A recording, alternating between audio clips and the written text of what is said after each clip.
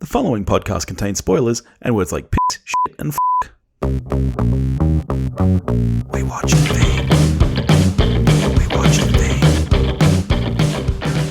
Hello everybody and welcome to your favourite podcast, We Watched a Thing. This week, I'm joined by a bloke from my favourite podcast, Movie Reviews in 20 Qs. It's our very good friend, Sam Hurley. How you doing, mate? Oh, I'm doing great. I'm so happy to be back, Billy. Can't wait to talk about this amazing film that we've got to discuss. It's been a roller coaster to get here because I had this on my schedule, then I took it off, then you messaged me at the start of the year and said, you and I are talking Morbius together. And I said, are we? Okay, I guess. You gotta stop fucking listening to my texts when I'm drunk, Billy. I don't trust any of this stuff, man. I don't remember saying this. And then you tried to back out of it. Of course I did. I bought a ticket, went to see it, and then you're like, I don't know if I'm going to see it anymore. I'm still waiting for you to PayPal me the money, Billy. You did say that you were going to send me PayPal money to pay for a ticket, so I'm still looking forward to that. I did, and then as soon as you walked out of the cinema, you messaged me saying, can we record right now? I can't wait to talk about this movie. Yes! I wanted to get it out because I knew that as soon as I walked out of this film, I was going to flush it away with much higher quality cinema, you know? I mean, before we get into it, firstly, I just have to say, mate, congratulations on the big 200 last week. Oh, my weight in kilograms. Yes, I've made it. It's pretty good. Pretty happy. Oh, no, our podcast. Yep, we hit 200 episodes. It's been a long time coming. We've had some breaks. We've had, well, you know, you've recorded a couple of episodes. You know the amount of effort and time and all that sort of stuff that goes into it. So to get to 200 episodes and to not be killing each other was pretty good. It's a big achievement, mate. You hit the 200 before we did, technically, because we sailed right past that. That's true. That's a good point. Yeah. We will get to Lord of the Rings at some point. Speaking of which, I guess a little bit of an announcement. Topher and I had obviously planned and spoken about doing our month of Willy picks in May, checking out all of Bruce Willis's direct-to-DVD releases from last year, all 8 of them. Obviously, with the recent news about Bruce Willis, we just feel like that's a little bit in poor taste. So we will be skipping that, but we'll be back with a marathon later in the year for sure. I love the Willy picks. I loved how I thought to myself, there's literally, is it Bruce Willis? Is it Will Smith? There's no one good that he could possibly pick right now. Yeah. I know. I said that to Topher when I messaged him after. I was like, well, I guess we can't do Bruce Willis anymore, but maybe we could just pivot and do Will Smith movies. Womp womp. But we're not here to talk about Will Smith or Bruce Willis this week, mate. No. We're here to talk about an MCU movie. No, it's not. Morbius is a 2022 American superhero film based on the Marvel Comics character Morbius the Living Vampire. It's produced by Columbia Pictures in association with Marvel, and it's distributed by Sony. It's the third film in Sony's Spider-Man universe. It's directed by Daniel Espinosa and written by Matt Sazama and Burk Sharpless. And it stars Jared Leto, Matt Smith, Adria Arjona, Jared Harris, Madrigal, and Tyrese Gibson. And what is it about, Sam? Jared Leto plays Michael Morbius, a doctor who has a rare blood disorder, and he's basically trying to find a cure for himself before he dies and for his best friend. And as a result, he creates this wonderful serum that he uses to treat himself, but unfortunately has rampant side effects in which it turns him into a vampiric blood creature that he basically needs to feed on blood to survive. Right? Yeah, that covers it. Yeah. So let's get straight into this then. Obviously, you're a Marvel fan. You're a Marvel nerd. Are you a fan of the Morbius comics? Have you read any of the runs? I'm going to say this, that controversial opinion. I've never been a fan of Spider-Man. He, for me, is one of my least favorite Marvel characters. I never really related to him. He's not... Yeah, that's interesting. Yeah, because he was always my go-to. Like, because I used to be a massive comics collector, and then it got too expensive, you know, because every run is then tied into each other, and you got to buy like 1 million different books each week. So yeah, but yeah, Spider-Man was the one that I held on to the longest. So yeah, he's never really done it for me, really, per se. It was more like X-Men and, you know, a little bit of the Avengers and stuff like that. Like, they had a few other favorite characters. Daredevil and Punisher they're the penultimates, but Well, they're the Ultimates. But so I was familiar with Morbius as the idea of him, like a living vampire. I never read any of his runs. It's funny you're talking about comic book collecting because his debut was Amazing Spider-Man 101, and the values of that about a month ago were about 3 times what they are now. So that sort of shows you how comic book industry operates, where everybody buys the book ahead of the release. And on the flip side, Werewolf by Night, which is the very first appearance of Moon Knight, is astronomically gone through the roof in terms of the value. So it sort of shows you the ebbs and flows of Marvel characters. But okay, so before when I said this was an MCU movie, you said no, it's not. Can we talk about that for a minute before we get into this then? Because this is why you've got me here, right? The Marvel expert to come and dish out information. Yes, I know. Well, we didn't really get to talk Venom Let There Be Carnage together, but I was shocked when that film had its end credits scene that for some random reason to me decided to tie into the MCU, which I thought that was then leading up to Venom appearing in No Way Home, which he didn't. It was just a really weird and I felt the same here. I didn't understand it happening there, and for some reason I didn't expect it to happen here, but then it did. What do you make of those tie-ins if you don't think that this is considered MCU? For me, the MCU is anything that's been directly created by Marvel and solely by Marvel. So it's kind of like Sony basically have shotgun and quarterbacked the entire of this, right? Like Sony have made this film. It's Sony writers. Yes, there are like a little bit of tie-ins, but was it purely MCU? I don't really think so. So, and interestingly, they actually had a lot of tie-ins. Like they had Adrian Toomes, aka Vulture, played by Michael Keaton. Actually, he was going to be more of a major character in this. They actually scrapped a lot of scenes that he was in that was supposed to be peppered throughout the film. There was even a shot of Spider-Man on the wall of a building that was in the trailer. They took that out as well. So it's kind of bizarre in that I feel like if Kevin Feige's running it, it's part of the MCU. Something like this, yes, it's loosely tied to it, but it's not really, Like, they're trying to create this idea that this is an alternate universe, that there is no Spider-Man in this universe, which makes no sense. Like, we can talk about... Let's talk about the post-credits before we even get to... We'll get there at the end. Okay, I'll just leave it at that. Like, the post-credit scenes makes no sense. So, for me, from a pure perspective, not technically MCU... Little bit, tie-ins, obviously, yep. So do you feel the same way then about, say, like the Daredevil series, which was produced by Netflix at the time, but now obviously we've got him tying into the MCU as well?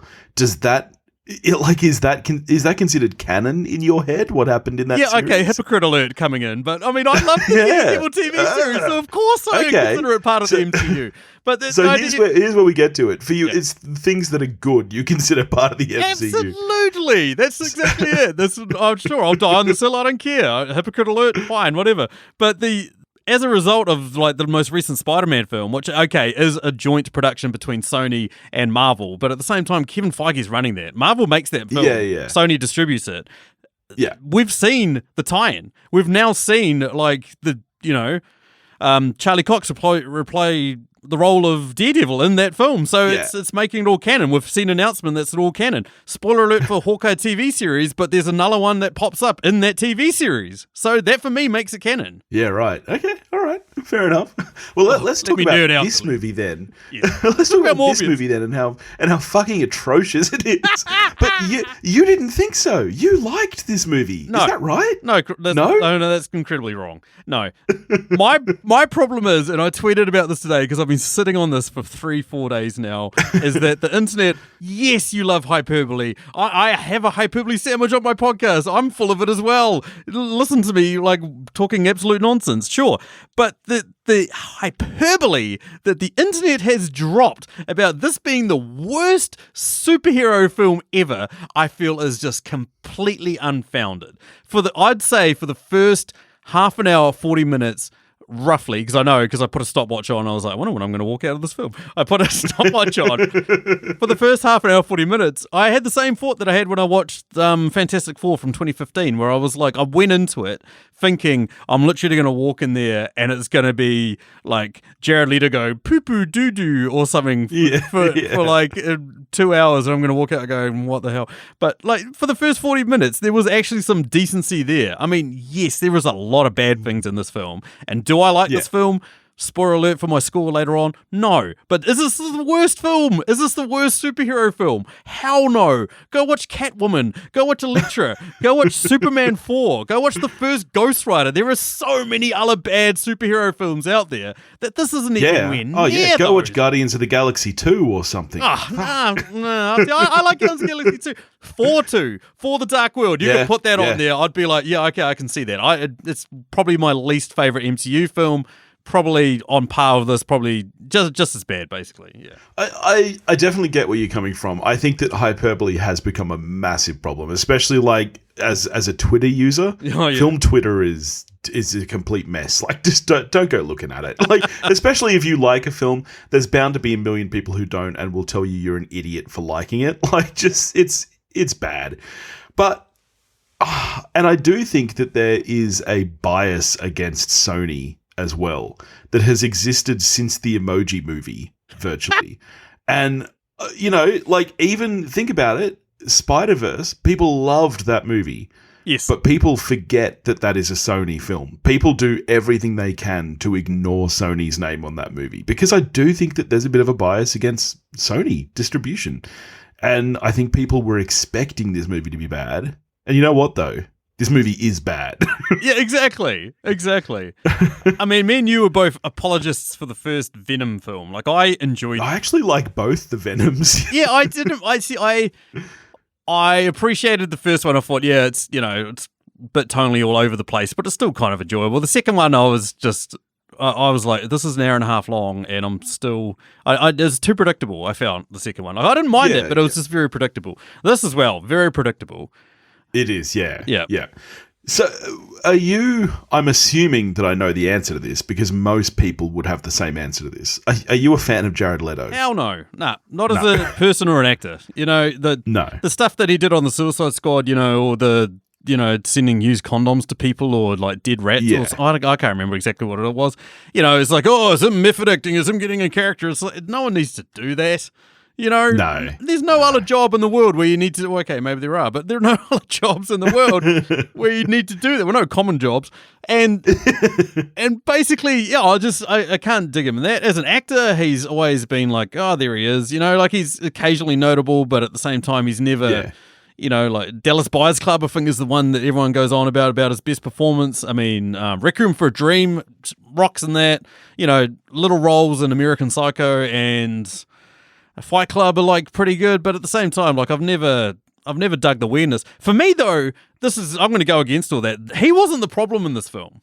I agree, actually. I was going to get to that. I think that as much as I dislike him, and I find him incredibly unlikable. Like there are some actors who, even though I don't think they're good actors, I think they have an incredible amount of charm to carry a film. Like I would put Ryan Reynolds in that category. I think that he's just inherently fun to watch. Jared Leto is almost the opposite for me, where he just makes me want to look away from the screen for some reason. But I actually think that his casting in this role was pretty good, because Morbius is kind of that character. Like he's not really a superhero for most of the film. Like, he is pretty questionable, and you're not really supposed to be liking what he's doing. But I guess to an extent, that's one of the first problems I have, is that I just didn't care about anyone in this film. I didn't care what anyone was doing. But I agree with you. I didn't think that he was inherently a problem. No, yeah, he... For the large part of that first part of the film, like, okay, first of all, no, there's an opening scene where he's in the South American jungle, and he basically... has no care or regard to the helicopter pilot and his friend, and then just unleashes this horde of vampiric bats, which he's trying to capture. And like they disappear, and I'm like, okay, they've gone full like Tony Stark of like, yes, I am the center of the universe. I don't care about anyone else. I was like, okay, that's just going to be his attitude. And then like throughout the rest of the film, he's like, oh, I need to save this person. Oh, I need to do that. I'm like, what is this? How totally all over the place are you? Like, because we had that, and then it led into his transformation. Then he murders all those dudes, and I was like, "Whoa, this is like we're gonna get a horror film, man. This is gonna be like Frankenstein and his monster. It's gonna be like one guy battling against his inner urge. It's gonna be Dr. Jekyll and Mr. Hyde. That's gonna be amazing." Yeah. And so I was, and like as he starts degenerating, and like, oh my god, I'm not that sort of person. I was like, wow, this is leading into something, and then it just went off the rails.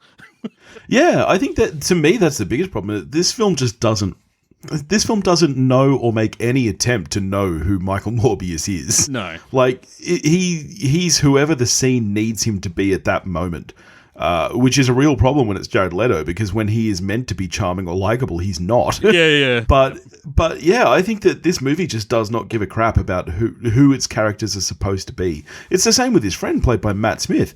He has no personality at all other than... Like, honestly, he goes from being, like, a cartoon cripple to being a cartoon villain. He's got no real personality. I couldn't understand how Matt Smith is going to have a career after this. I'll put it that way. Like, I know he's done good things in the past. Some people rave about him as a Doctor Who.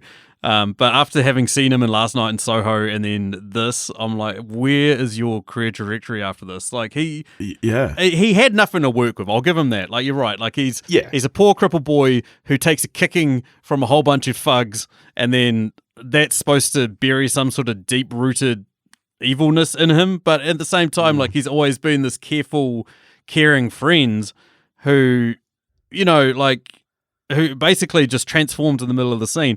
And that sort of leads me into something else I have a problem with, is that the screenwriters, the directors, I don't know who these people are, but they don't know how to write a scene. And that's the biggest problem I have, is that they don't know how to start and finish a scene. They don't know how to transition between people's emotions. Yes, it's mostly a Leto character study, and like, you're right, you don't really get invested in him, but at the same time, you kind of understand him.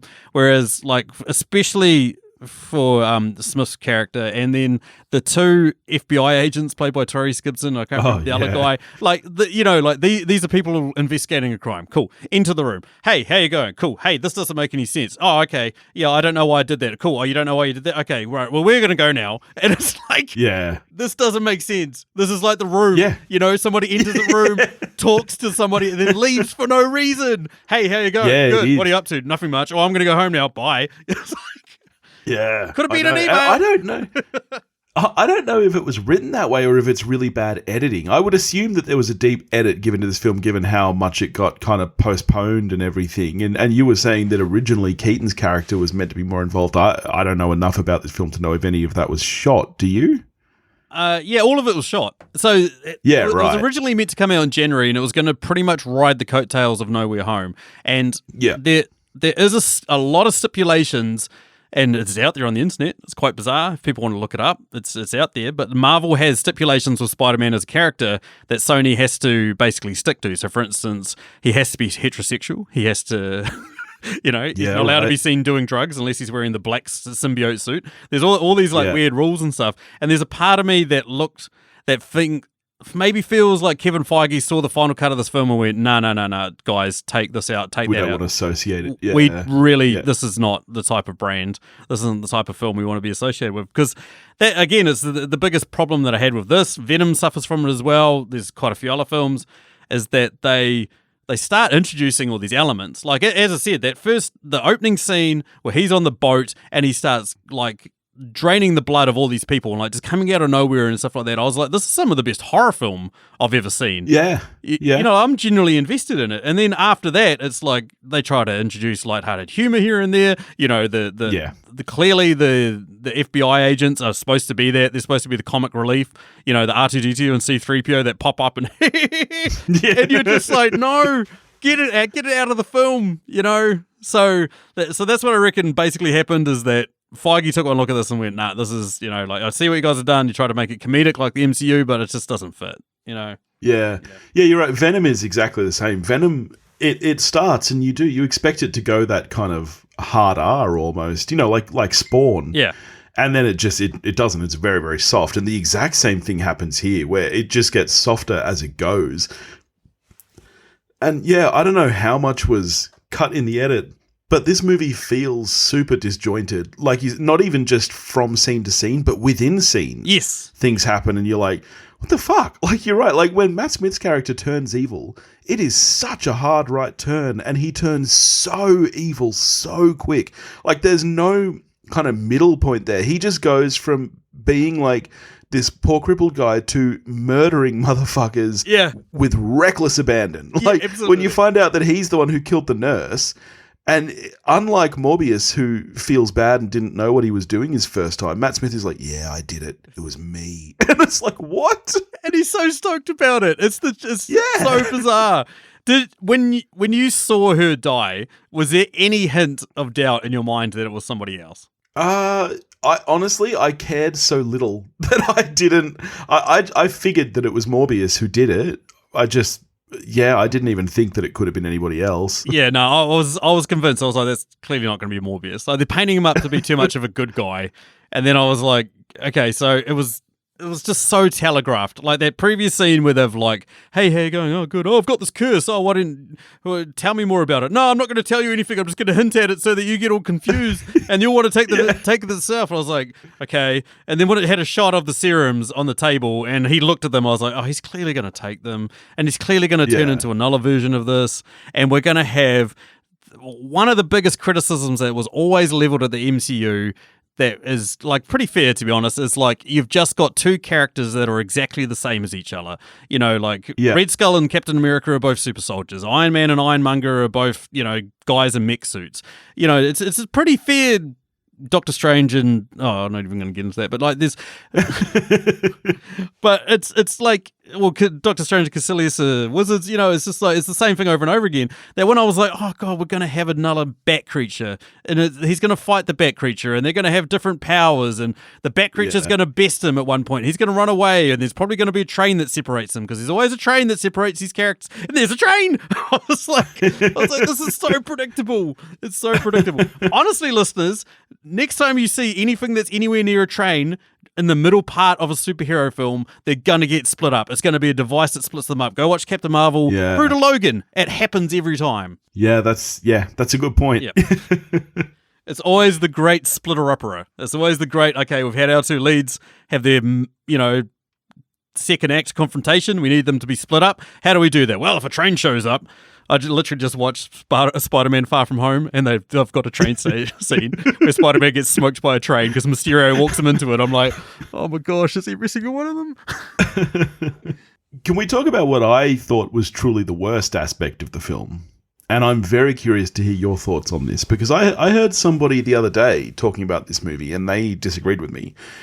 The visual effects in this movie are such hot garbage that it pulls me out of every single scene because they look atrocious. And it's not just the actual production, but the design of those vampires. Like Buffy looked better in 97 than these vampires look. They are fucking atrocious. Did you feel the same way, or are you on the side of the fence that actually liked the look of this film? Oh, I wouldn't say I liked the look of it, but for the first part of the film, I was like, okay, you know, but it was subtly hinted at, and, you know, it was in shadows, and it's obviously, you're the visual effects specialist here. I mean, surely it must be easier to do things in shadows than it is to, you know, full light of day visually affect something. It's actually not. It's much easier to work with well-lit footage. It's much easier to hide poorly lit footage. Yeah. Okay. So it's kind of like they were setting themselves up for failure by having everything so dark, honestly, because when it's so dark, you can't track the camera properly. Oh, okay. Which is a really important step because that's what helps everything actually not look like it's floating. That's what helps things stick to, for example, the actors, the backgrounds, stuff like that. So that's a really, really important part that's very hard when it's shot in darkness. Which, who knows, maybe this film wasn't. There's a good chance that this was day for night and it was maybe that part was actually well done and I just couldn't tell. Maybe. But for me, just the design of the vampires was what was really bad. And I cannot tell you how much I hated the weird streakiness. Like every time they were jumping or flying, there's this weird gross, and it's funny. I don't understand what it's meant to be. Is it meant to be smoke? Is it meant to be liquid? Because it looks and acts like liquid, but then it disappears instantly. I just didn't understand what that choice was, because to me it's just there to hide bad effects. Because again, all you can see is this weird streaky stuff moving in darkness. It's funny because when you fight a vampire in the Witcher 3 video game, they do the same thing. And so Right. there was a couple of parts in this in which I went and watched this by myself, and I blurted stuff out. So when that was happening, I was like, "No, Witcher 3." It was like, you sort of get this weird, like haze of where they were, and I was like, "Okay, they're using that to show, how quickly they're moving. Is it like Looney Tunes level where the person runs so fast that their image is still there, and then it fades away?" And I was like, "Okay, maybe that's what they're going for." And it's funny, the other one, just while I remember, was we were talking about the finals, like talking about how horrible the CGI was. That final scene in the dark where it just became this big blurry mess of stuff going on, and I was like, I can't follow this. I blurted out Wonder Woman. Because the final act of Wonder Woman is exactly the same. It's this big blurry mess at an airfield, whereas this is like under the streets, and I'm like, I don't care. I don't know what's going on. I don't know who's winning. Like we get random cut shots of Leto, and he's like looking all hunched up, so maybe he's losing. And then I was like, oh, this is just no. Yeah, because everything is so dark and so blurred and just so poorly shot, edited, constructed that, I was the same. I couldn't follow a thing. And I had the same thought with the weird kind of streakiness. I was like, okay, it's a pretty common comic book technique to show movement, but that's because you don't actually have movement in a comic book. So you need some way to portray it. You can see how fast these guys are running and jumping. We don't need weird liquidy streaks coming off them. Like it just looked lazy and just really bad. It did. It was, it didn't add anything. Oh, I don't know. It must have been somebody's artistic choice. That's all I can say is somebody thought this looks cool. They'd paid the dude to do it, and they're like, oh, screw it, just leave it in, Yeah. Yeah. Can we talk about his echolation? How he turns his ears into buttholes. Wasn't that pretty cool? Yeah. That was bizarre. Like, I get the premise of it, that they're transforming into bat ears. That's, okay. Yeah. They do look a lot like buttholes, though. They got them little wrinkles. It looks like a balloon knot. Absolutely. That's exactly what it looked like.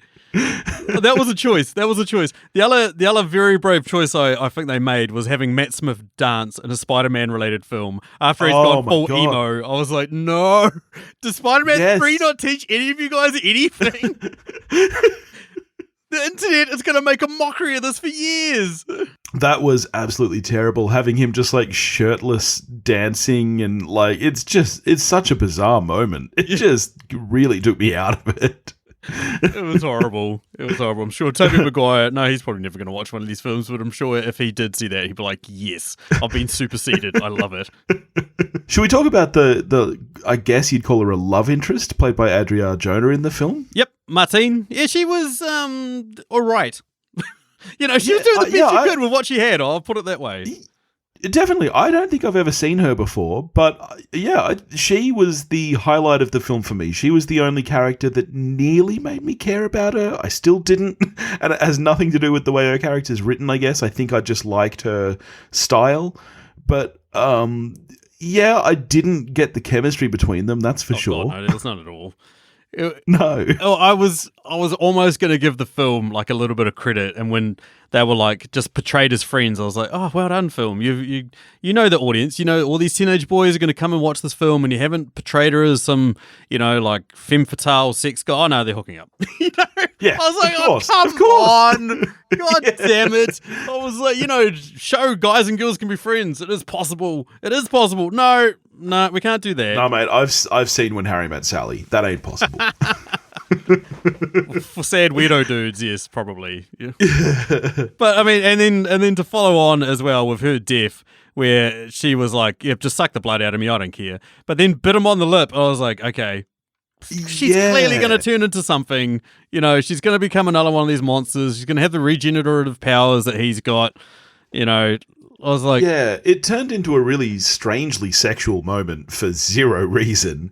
But that really threw me for a loop, because I now don't understand the magic of this creature that is Morbius. Because... Why would you? I mean, sure, like a real vampire, I mean, again, it's fictional. I'm not going to say I understand the science of it, but I understand the folk science of, turning someone into another vampire. But this I didn't get, because... surely that doesn't work, right? Like, does that mean that now she can turn more people? Like, are they literally just regular old vampires now? Like, are they immortal, for example? No. So I think what they hinted at was she bites him on the lip and draws blood. And then she kind of uses that as like here's some blood. And then that sort of like sets him off sort of thing. But the idea I had was that she's bit him and got his mutated blood into her system now. So similar to She-Hulk gets a blood transfusion from her cousin the Hulk, and then that gives her Hulk powers. I feel like she's bitten this guy and has absorbed his blood, and then that's mixed with her blood and replicated. And so I think she's going to be a toned down version of him, maybe. Yeah. I mean, that's... I don't know. There's a lot of flaws in the science there. What if he gets bitten by a mosquito? Do we end up with like a bat-skeeto? Maybe. But yeah, I don't know. I just think she's going to be toned down. Like, he's full goth and she's emo. So I think that's pretty much what we're getting. Right. So, yeah. Yeah. I mean, all right. Shall we get to that? We really hinted at it before, but shall we get to the post-credit scenes? Oh God, do we have to? I mean, everybody knew there were going to be post-credit scenes. Yeah. And yet still, as soon as the credits roll, I think half our cinema walked out. Did you have the same experience? I'm going to ask this question on Twitter because I'm quite curious. Do people in Australia walk out? Like, do people around the rest of the world, if you're listening, please just find my podcast and let me know. Do people walk out of cinemas fairly regularly or commonly in the part of the world you live in? New Zealand happens all the time.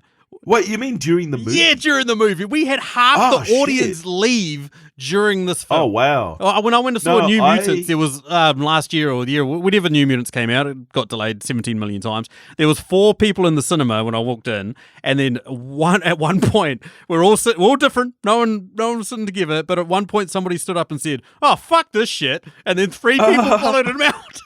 And this was kind of like what happened to this. I was sitting there, and this kid was leaving, and then somebody yelled out, "Are you leaving?" And he goes, "Yeah." And it was like the guy suddenly realised, I didn't realise that was an option. So he got up with his missus and walked out. And so I was in there. There would have been like 15, 20 people. I reckon by the end there was 5 of us. By the time the credits hit, there was 5 of us left in the cinema. No, I have seen that very rarely. Like, I see a lot of movies. I've only ever walked out of one. And I've seen a lot of bad movies. And Harry Potter and the Goblet of Fire is the only movie I ever walked out of. And I reckon I've only seen people walk out maybe once or twice. But wow, that's bizarre. I think it's a very New Zealand thing. I think if we don't like what we're watching, we just leave. And we don't care. Like, we'll go to the bar and get a drink and maybe come back, or we'll just, I hope no one from New Zealand is listening. We'll just go into another cinema and see what that's showing. Well, that's quite common. It's happened quite a bit. Typically, New Zealanders don't like confrontation. So if we're some poor 17-year-old kid working on the door, we notice one guy walks out of a cinema and into another one, and he's grotesquely overweight man clutching a bag of popcorn and fucking talking about how he has to go on some podcast and talk about the shitty film. I wouldn't stop me. I wouldn't fucking want to talk to me. So, I mean, on to the post-credit scenes, which we did not walk out for. Yeah, no, we didn't. I endured. So I didn't know until you told me earlier that Michael Keaton was meant to be in more of this movie. Does that imply then that these scenes were supposed to be part of the movie proper and got pushed to post-credit scenes after the editing process? I don't know. The way the trailer sort of portrayed it was that the two of them met while they were in jail. And so they'd started that relationship, and then they sort of knew who they were. And then what I feel happened is the new Spider-Man came out, all the multi-universes got created. They were like, oh, hey, man, we've got our perfect opportunity here. Rather than have Michael Keaton playing the Vulture in 2 different universes, like they very easily could. J.K. Simmons has played J. Jonah Jameson in 3 different universes. So, why not have him just reprise the role? Just, in the same sort of thing. I think they went, no, let's like transplant him from one universe to another. And that sort of makes sense as well for Venom Let There Be Carnage, because basically he was like, let's just go to that universe. We're there.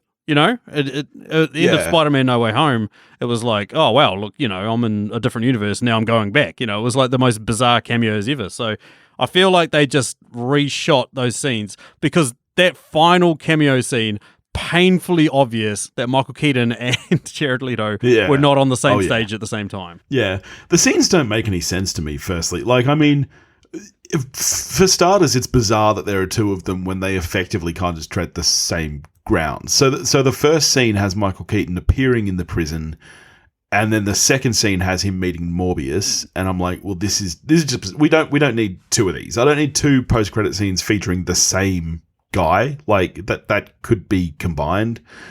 But I just don't understand the move. Like, to me, it so intrinsically ties this movie with the MCU that if you're saying that this isn't an MCU movie, if you think that Feige doesn't want this to be an MCU movie, I don't know why is he approving that to happen? Like, this character, it doesn't make sense to me. So Sony owns all the Spider-Man characters, so they can do whatever they want. Yeah. Right? So the Vulture is a Spider-Man character who popped up in a joint collaboration between Spider-Man. But the portrayal by Michael Keaton Yeah. is tied with the MCU. Like, Feige would have some kind of control over that, right? I wouldn't say so. Like, Sony can't. No. Really? No, it's like Sony owns all the Spider-Man characters. They can do whatever they want with them, and except for make Spider-Man gay. There would be limits, mate. Like, Sony can't turn around and now cast Tom Holland as Spider-Man. Like, there's going to be limits. Oh, they can, because they technically own him. Like, they were very close about 2 years ago. Marvel and Sony were very close to going, no, that's it, no more Spider-Man. Yeah. In any of the Marvel films. So they technically could have kept going on making Spider-Man films, and they said that. Sony came out and said, we're going to keep making Tom Holland films until we die. And Tom Holland has basically announced that he's making 3 more Spider-Man films. So he is probably going to make them until he dies. Like, Yeah, well, I mean, if Sony stop, I forget what the contract is. Like, they have to make one every, is it 2 years, 3 years or something, or they lose the rights back to Marvel? No, I feel like it's longer than that. I feel like it's 4 to 5 years. Right. I feel like they have to, or even make one related to it. So I think Venom counts. I think Morbius counts. Again, this is the most bizarre part about this is the characters that they're rolling out. So we're going to get Kraven the Hunter. Not a lot of people would know who he is. Few people know Black Cat, who's basically Catwoman ripoff in the Marvel comic books, but she's intrinsically related to Spider-Man. Most bizarre one out of all of them, Madam Web. Who the hell knows who Madam Web is? That is just insane. Dakota Johnson of 50 Shades of Grey fame is going to play Madam Web. So I'm actually looking forward to that. I really enjoyed her in Suspiria, and I could see her kind of actually really eating up that kind of role quite nicely, especially with the kind of films these are. Tell everyone about Madam Web, Billy. Tell everyone about Madam Web, the character. Exactly. It's too hard. Go on. But that said, I mean, tell everybody about fucking Rocket Raccoon. Like, I mean, I think there's lots of characters that people are like, whoa, really? Because aren't Marvel doing Squirrel Girl as well? No. So that's been... did they scrap that? It's been hinted at. She's a mutant, so she was part of the X-Men universe, which is part of, like, Fox. And I think they're very slowly introducing the Marvel... very slowly introducing into Marvel the X-Men character. So I doubt we'll get Squirrel Girl for like another 10 years. But I tell you what, go out and buy a Squirrel Girl comics now. Buy a debut. It's probably going to be worth, it's $100, $150 American at the moment. It's probably going to be worth $1,500 in probably 10 years. I mean, because these movies are obviously leading, I guess, to some kind of form of the Sinister Six. That's exactly what that post-credit scene was. And again, it makes no sense. Morbius is trying to be this good guy, and then... Yes. And then Adrian Toomes, the Vulture, shows up in his universe. No one knows who he is. They let him out of prison because they don't know who he is. We're like, we don't know who you are, let him out of prison. He immediately has his entire outfit, even though he made that using Stark technology that he'd pillaged, that he'd vultured, that he'd vultured from Stark in one of the Spider-Man films. He suddenly has all that. And then he knows how to contact Morbius. He knows where to show up. Hey, we should get together. Oh, I quite like the idea of that. Like two different people having completely different conversations, not matching each other's tone, not having any sort of like interaction with each other. Yeah, so bizarre. And also... as far as we know, Spider-Man doesn't exist in this universe with Morbius. Exactly. So, and Morbius doesn't seem to have beef with him, even if he does. So why is Morbius going, I'll team up with you. Let's take down this spider fellow who I don't know who the fuck that is. Yeah, it's all related to Spider-Man. Oh, yeah, that makes sense to me. It's bizarre. It just makes zero sense at all. It's so bizarre. I'll say this, and this is the same tweet that Josh Trank released just before Fantastic Four came out 6 weeks later after he had no say in the editing process.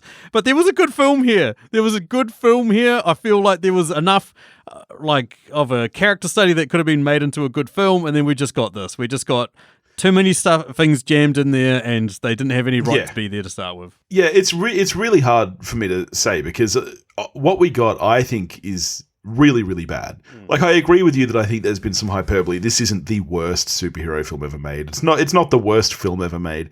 It is a very, very, very bad film, though. I don't think there is anything redeemable about this film other than the fact that it's so short. If this film was any longer in its current state, I might have walked out. and as discussed, I'm not really a walker-outerer.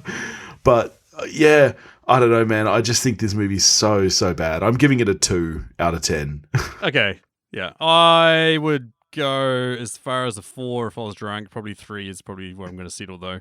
It's fluctuating between a 3 and a 4. It's like I feel like I'm going to rewatch it, and who knows? Like, when Blade Runner came out, everyone said that was the worst film that ever was made, and then 10 years later, everyone was like, this is the greatest film that was ever, the greatest sci-fi that's ever been made. So who knows? Maybe in 5-10 years, we're all going to look back on this and go, we were so wrong. That was a really good film. Yeah. I doubt it. Could happen. I mean, people hated The Shining when it came out. Yeah, the history is littered with examples of this. Citizen Kane was another one that everyone hated, but, I love that we're sitting here comparing Morbius to The Shining and Citizen Kane and Blade Runner. I can't wait. Well, this kind of ties in. This kind of ties into a very recent April Fool's where somebody tweeted out a fake Martin Scorsese quote where it was just like, because Martin Scorsese famously hates the MCU, thinks it's like roller coaster, it's not cinema. Somebody created an April Fool's of Martin Scorsese saying, this is the highest tent pole of cinema. This is one of the best films that could ever be made. And Tyrese Gibson saw that and tweeted it at the director and said, look, this is the king of cinema saying you've made one of the best films ever. Hang your hat on that. I was like, oh my God, Tyrese, no. No. I mean, but here's the thing. You and I both know that we'll go see Morbius too. Like, you will. You know it. Don't lie to me, Sam. Okay, fine. Purely because out of every film, whether it's MCU or Marvel related, I believe I've seen all of them at the cinema, except for Elektra. I know I didn't see Elektra at the cinema, and I didn't see Punisher Warzone at the cinema, and I'm gutted because that's probably one of my favourite Marvel films of all time. I was going to say, I know you're a Punisher Love fan. that film. Yeah. I didn't even know it came out. It never got a release when I was living over in the UK. Either that or I was in the midst of chronic alcoholism from living in London. So probably that one. Well, thank you so much for joining me to chat Morbius. Shit on Morbius? Pretty good, yeah. It was good fun. And, I mean, I'm really, really excited for in a couple of weeks when we talk the unbearable weight of massive talent. Because I don't watch trailers, but I watched the trailer for that, and it looks like a fucking gem of a film. I'm just going to throw it out there. I think you should get Stacey on for that episode. Stacey, who famously hates Nicolas Cage. She's gonna get treated to go see that film, so there is potential that you could have Stacey on. If she's if she's unable to do it due to being pregnant and all that fun stuff, then yeah, I'm here for it. I'm also very much keen to come back for Doctor Strange 2 and then the Multiverse of Madness. Yeah, I'm pretty excited for that. I'm actually looking forward to that one for sure. Yep. All right, can you tell everybody where they can find movie reviews in 20 Qs? I mean, there's probably no point. Everybody knows, but go ahead, do it anyway. Have some fun. I was going to say nah, just nah. Don't. But do you want to plug something else, mate? Yeah, I wrote a book. If people want to search out Compliance, Sam Hurley, you'll find my book. Buy that. That'd be cool. People should. I have a copy. You do. You've got a copy. It's really good. A lot of people really enjoyed it. I've had a lot of good feedback, and that'd be awesome. I'd rather that. Are you writing anything at the moment? I am. I'm writing 3 different books at the same time, and I tell you what, it is a hell of a lot of fun to try and remember who the characters are at 10:30 at night when you've had a screamy toddler all night and you're just sitting there going, and then this lady, hang on, wait. You know what you need to get to next is an audiobook edition of Compliance. Oh, yeah, I should. I really should. Yeah. I should recruit all my podcasting friends to get them all to play the different characters, the different nationalities in that book. That'd be quite good. That'd be sick. That'd be good. That'd be cool. I'll pop in for sure. Well, I can play the lead. I know it's a female, but... There's no lead. You haven't read it. I have, mate. I gave it a Goodreads review and everything. Oh, yeah, that's right. Yeah, it counts. Yeah, I've read it. That's true. Yeah, I even told my wife to read it the other day. Actually, oh, good work. Because she's gone on a big reading kick, and I know that she would like it because it's up her alley for sure. Oh, nice. Well, I'm glad that something of mine is up your wife's alley. That sounds great. Well, since you didn't plug it, I'll do it for you. You can find movie reviews in 20 Qs anywhere you can find podcasts by searching for movie reviews in 20 Qs. Or you can chat to them on Twitter at movie reviews in. How'd I do? Yeah, you did. Yeah, that's it. Or Facebook and Instagram movie reviews and 20 Qs. At Come along. MRITQS? At gmail.com. Yes, that's the one. Yep. Well done. There you go. In the meantime, if you want to get in touch with me, you can do that at wewatchedathing.com or wewatchedathing@gmail.com. You can find me on Facebook, Instagram, and Twitter, all under the handle at wewatchedathing. If you want to help support the show, you can do that at patreon.com/wewatchedathing, and I'll catch you next week. Go watch a movie, but not Morbius.